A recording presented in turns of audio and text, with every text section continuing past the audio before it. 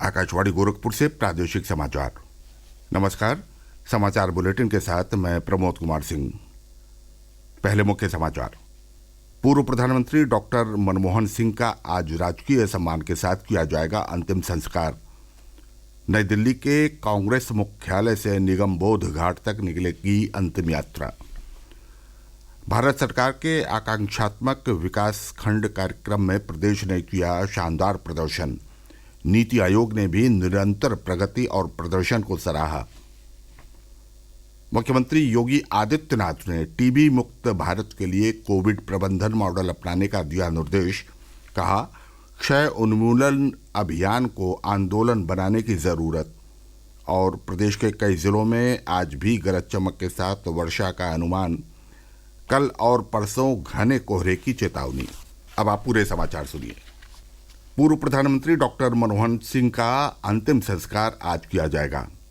अंतिम यात्रा सुबह 9:30 बजे नई दिल्ली स्थित कांग्रेस मुख्यालय से शुरू होकर निगम बोध घाट तक जाएगी। वहां सुबह 11:43 पर डॉक्टर मनमोहन सिंह का राजकीय सम्मान से अंतिम संस्कार किया जाएगा। सरकार ने पूर्व प्रधानमंत्री डॉक्टर मनमोहन सिंह के निधन पर 1 जनवरी तक 7 दिनों का राजकीय शोक घोषित किया है। इस शोक अवधि के दौरान पूरे देश में राष्ट्रीय ध्वज आधा झुका रहेगा। विदेशों में स्थित सभी भारतीय मिशन और उच्चायोगों में भी राष्ट्रीय ध्वज आधा झुका रहेगा। इस बीच केंद्रीय मंत्रिमंडल ने पूर्व प्रधानमंत्री के निधन पर शोक व्यक्त करते हुए कहा कि उनके निधन से राष्ट्र ने एक प्रख्यात राजनेता, प्रसिद्ध अर्थशास्त्री और एक प्रतिष्ठित नेता खो दिया है। मंत्रिमंडल ने डॉक्टर मनमोहन सिंह की स्मृति में एक शोक प्रस्ताव भी पारित किया और 2 मिनट का मौन रखकर उन्हें श्रद्धांजलि दी। प्रस्ताव में कहा गया कि डॉक्टर मनमोहन सिंह ने राष्ट्रीय जीवन पर अपनी छाप छोड़ी है। इसमें कहा गया कि डॉक्टर मनमोहन सिंह 1991 से 1996 के बीच भारत के वित्त मंत्री रहे और आर्थिक सुधारों की एक व्यापक नीति की शुरुआत करने में उनकी भूमिका सर्वविदित है। सुपर्णा सैकिया के साथ आनंद कुमार, आकाशवाणी समाचार, दिल्ली। राष्ट्रपति द्रौपदी मुर्मू, उपराष्ट्रपति जगदीप धनखड़ और प्रधानमंत्री नरेंद्र मोदी ने कल नई दिल्ली में दिवंगत पूर्व प्रधानमंत्री डॉक्टर मनमोहन सिंह को उनके आवास पर श्रद्धांजलि अर्पित की। राष्ट्रपति ने अपने संदेश में कहा कि डॉक्टर सिंह उन असाधारण राजनेताओं में एक थे जिन्होंने शिक्षा और प्रशासन की दुनिया में समान रूप से सहजता से काम किया। उपराष्ट्रपति ने अपने संदेश में पूर्व प्रधानमंत्री को एक प्रतिष्ठित अर्थशास्त्री बताया जिन्होंने भारत के आर्थिक परिदृश्य को बदल दिया।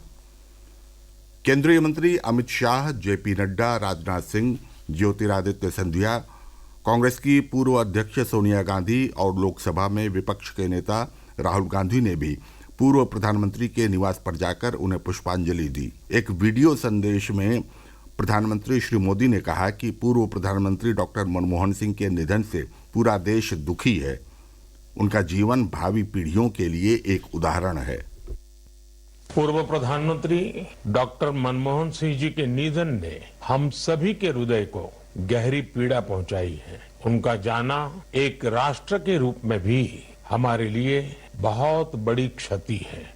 एक नेक इंसान के रूप में, एक विद्वान अर्थशास्त्री के रूप में और रिफॉर्म्स के प्रति समर्पित लीडर के रूप में उन्हें हमेशा याद किया जाएगा।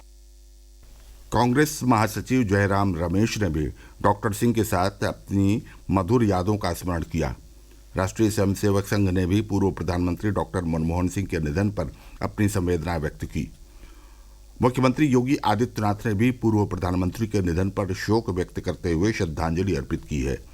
उन्होंने उनके निधन को भारतीय राजनीति के लिए अपूरणीय क्षति बताया है। श्री सिंह के निधन पर केंद्र सरकार के साथ प्रदेश सरकार ने 7 दिन का राजकीय शोक घोषित किया है। इस दौरान राष्ट्रीय ध्वज आधे झुके रहेंगे और कोई भी सरकारी कार्यक्रम आयोजित नहीं होंगे। समाजवादी पार्टी के अध्यक्ष और प्रदेश के पूर्व मुख्यमंत्री अखिलेश यादव ने कहा कि डॉक्टर मनमोहन सिंह ने अर्थव्यवस्था के स्तर पर भारत को विश्व पटल पर पहचान दिलाई। वर्ष 2004 से 2014 तक भारत के 13वें प्रधानमंत्री रहे डॉक्टर मनमोहन सिंह ने गुरुवार को 92 वर्ष की उम्र में नई दिल्ली में अंतिम सांस ली। वे लंबे समय से बीमारियों से जूझ रहे थे। नीति आयोग के आकांक्षात्मक विकास खंड कार्यक्रम में प्रदेश के 42 जिलों के 68 विकास खंडों का चयन किया गया है। आयोग द्वारा जारी ओवरऑल रैंकिंग में कौशाम्बी विकास खंड को जून 2023 में दूसरा स्थान, जबकि श्रावस्ती जिले के जमुनहा विकासखंड को मार्च 2024 में पहला स्थान हासिल हुआ। जोनवार रैंकिंग में भी प्रदेश के अलग अलग विकासखंडों ने उत्कृष्ट प्रदर्शन किया है। आयोग ने इन विकासखंडों की प्रगति और प्रदर्शन की सराहना की है।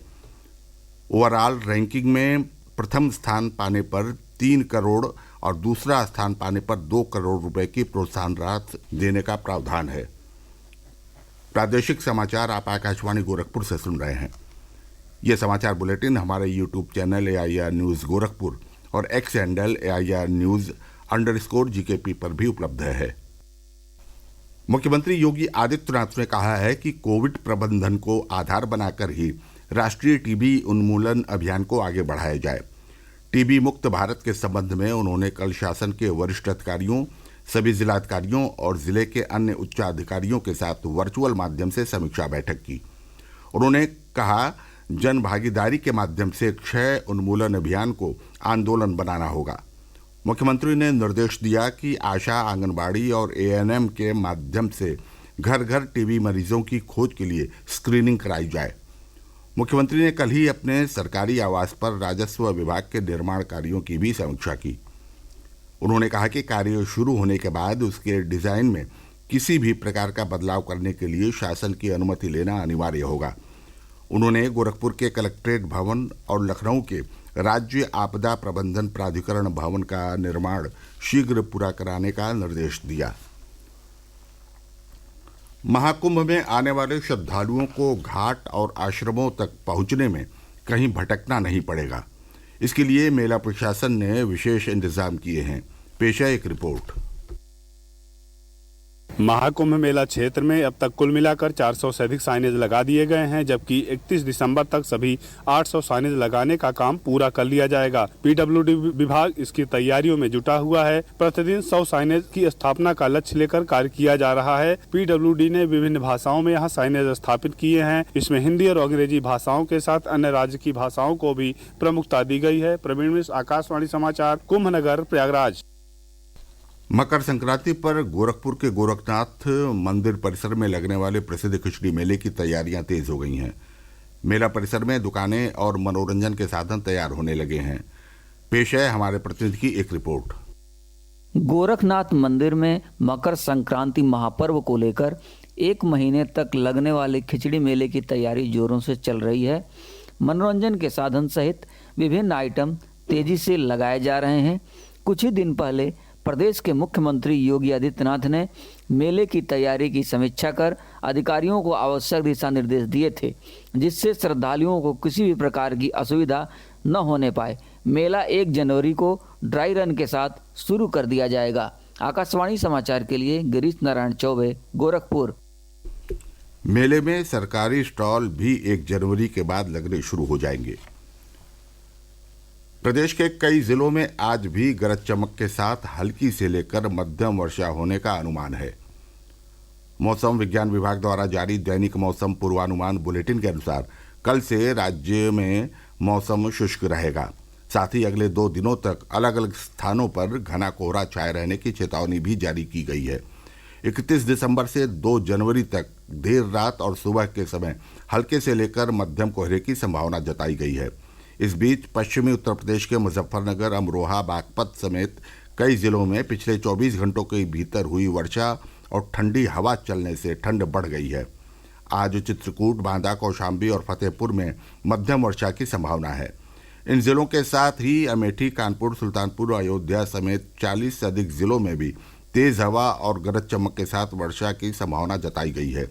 उधर वर्षा और ठंड से कल प्रभावित हुए कई जिलों में जिला प्रशासन ने कक्षा 1 से 8 तक के सभी स्कूलों में छुट्टी घोषित कर दी है। और अंत में बुलेटिन के मुख्य समाचार एक बार फिर। पूर्व प्रधानमंत्री डॉक्टर मनमोहन सिंह का आज राजकीय सम्मान के साथ किया जाएगा अंतिम संस्कार। नई दिल्ली के कांग्रेस मुख्यालय से निगमबोध घाट तक निकलेगी अंतिम यात्रा। भारत सरकार के आकांक्षात्मक विकासखंड कार्यक्रम में प्रदेश ने किया शानदार प्रदर्शन। नीति आयोग ने भी निरंतर प्रगति और प्रदर्शन को सराहा। मुख्यमंत्री योगी आदित्यनाथ ने टीबी मुक्त भारत के लिए कोविड प्रबंधन मॉडल अपनाने का दिया निर्देश। कहा, क्षय उन्मूलन अभियान को आंदोलन बनाने की जरूरत। और प्रदेश के कई जिलों में आज भी गरज चमक के साथ वर्षा का अनुमान। कल और परसों हल्के घने कोहरे की चेतावनी। इसके साथ ही समाचार बुलेटिन समाप्त हुआ। नमस्कार।